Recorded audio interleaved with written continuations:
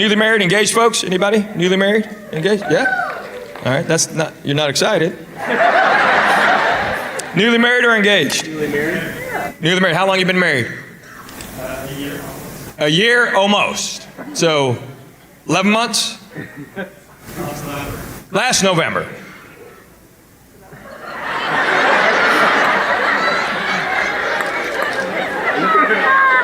That's how guys keep track of time. It was hot when we got married. It's getting hot again. About a year.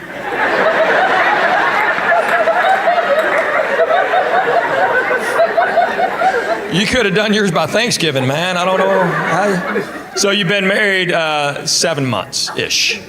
Okay, that's not even close to a year. Just don't ever make that mistake the rest of your life. She's giving you, hey, she'll give you, see, you get a pass. She's over there tapping you on the shoulder. You know why? You've been married less than a year. The first year doesn't count. It's fake. No, because you don't care. Everything's so good. See, she's like, oh, that's okay, honey. No. Year 2 on, ain't going to happen. One is going to snap. Year 2 on. Right now, you still like each other. Y'all can do whatever, and you're still going to like what each other cooks or does. It's, oh, yeah, that's fine. You bought that. Yeah, whatever. Year 2 on? No. One of you's going to snap. Year 2 on. You'll be eating breakfast. And one of you's going to go, I hate Lionel Richie. And you're like going, what's that all about? I hate him. All right, then your music changes from then on. So don't let her trick you. Every woman tricks us. Oh, you do? First year my wife and I were married, we went to bed together. She looked fantastic. Year 2 on, looks like she's going to race the Iditarod.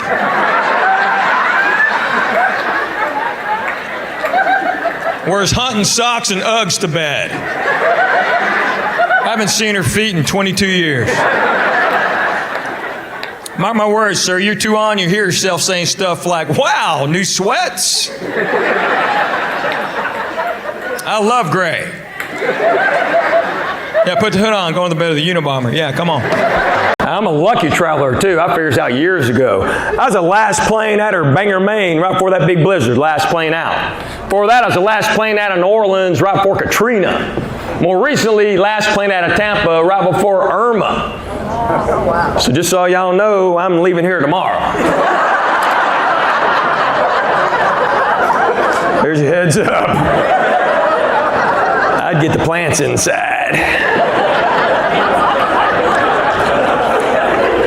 People in Maine were freaking out about the snow. I'm like, you live in Maine, man. They have those goofy winter sports up there. The Winter Olympics has my favorite sport. They have that biathlon. You know, that one where they cross-country ski and then shoot a rifle? That's too easy one in my book. Imagine you're in 3rd place, but you have 2 bullets left.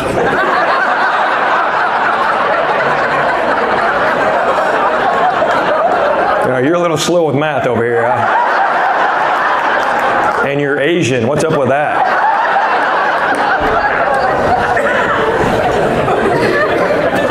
Snow, man. Whew. I took a chance. I could take a chance coming here this late in the year. They could have predicted snow tonight. Y'all wouldn't be here. We freak out, man. Just run to the store and load up. Lord knows, you'll be snowed in for at least a day. Next day it melts, you got 14 loaves of bread. You're walking around. Anybody want a sandwich? Toast? Cinnamon toast? Nutella and toast? Anybody? It's unbelievable. People outside of the South have no idea what we do when it may snow. I will never get this. About 20 years ago, I was working in Atlanta. I was working with a buddy of mine. He was born and raised in L.A., and he knew nothing about the big bread phenomenon. It snowed in Atlanta about, 6 inches. Shut the whole town down, as you can imagine. And he didn't believe me. I said, we got to go to the store. He's like, why? I go, we're walking. We got to go. It's all going to be gone, man. We got to go. He's like, what are you talking about? I go, do you want to eat this week? We got to go. So we finally got to Kroger, went to the bread aisle, gone! Everything was gone except for one pack of hot dog buns. So I grabbed them, because you never know. And that took me back to my childhood. Remember your mom be late? You have to go to school the next day with peanut butter jelly and a hot dog bun? You whip that at lunch, your buddy's going, man, you got a hot dog? No. That's just peanut butter and jelly and a hot dog bun. Like your mom was late. Like, shut up. You shut up, duh. You, duh. You. Duh, what a great word. Duh. Duh. That's a kid word. You can try as an adult, but it won't work. Try it. When you go to work tomorrow, show up like an hour late. Your boss goes, you're late. Go, duh.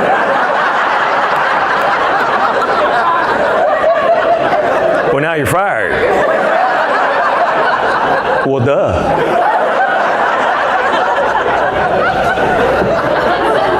My mom was always late with the bread, always trying to trick me, take those two end pieces, turn them inside out. Now, who's she fooling, man? I mean, one's normal size, the other one's like a cracker. She just folded. I love Hawaii. I love the words, all the vowels in their words. Kind of pali ali ali ali. Kamea mea mea mea. Ka-pa-a-a-a-a-a. That's why there's no Hawaiian version of Wheel of Fortune.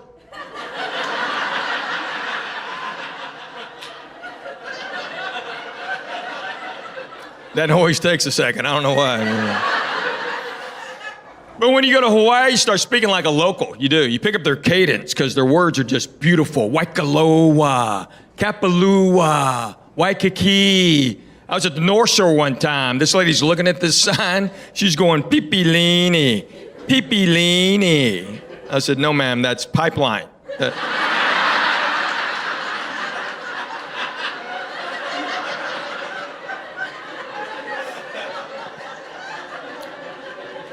It's a true story. That woman's going, Pepe, Pepele, Pepe, Pepe, Lene, Pepe, Pepele, Pepe. Pepe.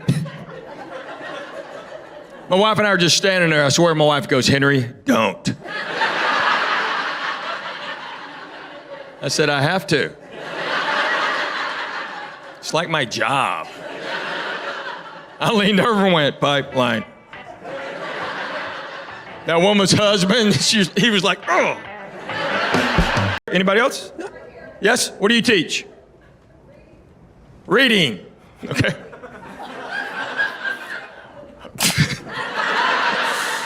What grade do you teach?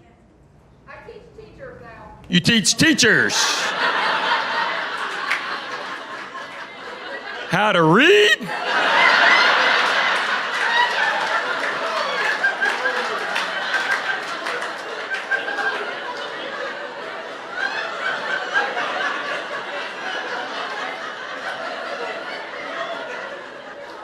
Something's wrong.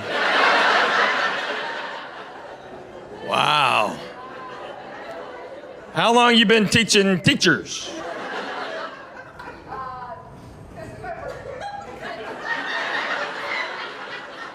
Since when? This is my first year teaching teachers. I taught kids before. You taught kids and now you teach teachers. Which is harder? Depends. You wear Depends. What? I'm kidding. Aren't you glad you retired? Clap for all these educators.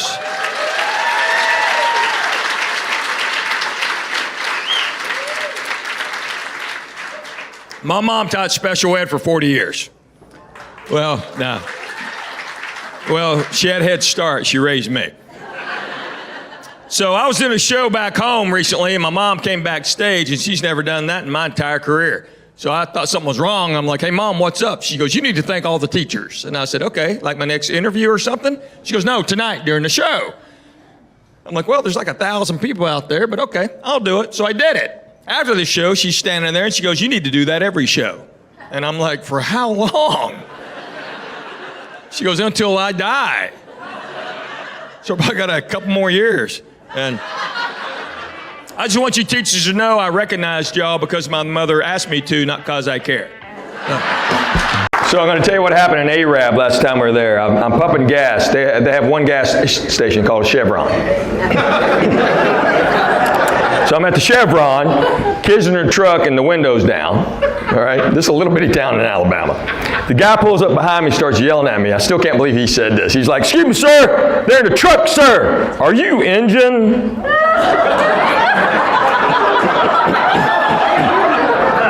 Grant looks at me and goes, hey, Dad, I think that man's trying to talk to you. I'm like, I know, boy.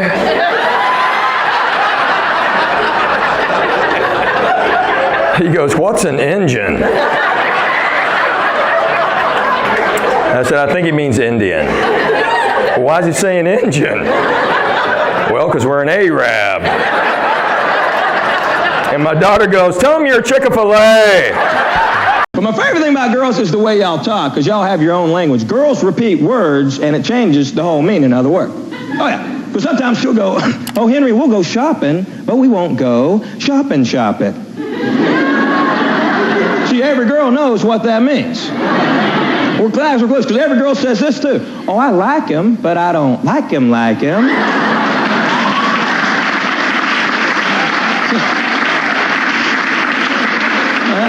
I'll go out with him, but I won't go out.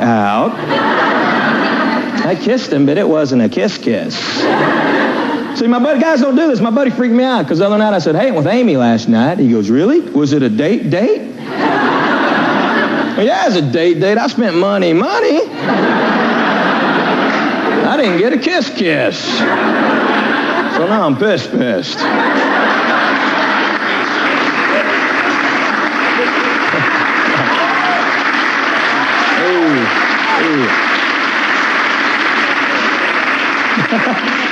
But my buddies are getting married. It's freaking me out how my buddies are getting married. The next guy's getting married is big goobhead, man. He's a stupid idiot. I swear, he's the dumbest guy God ever put on this earth.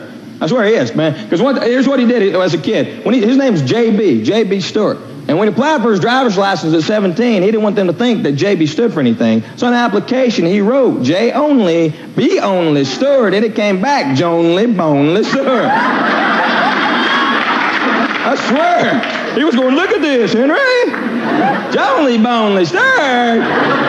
Shazam.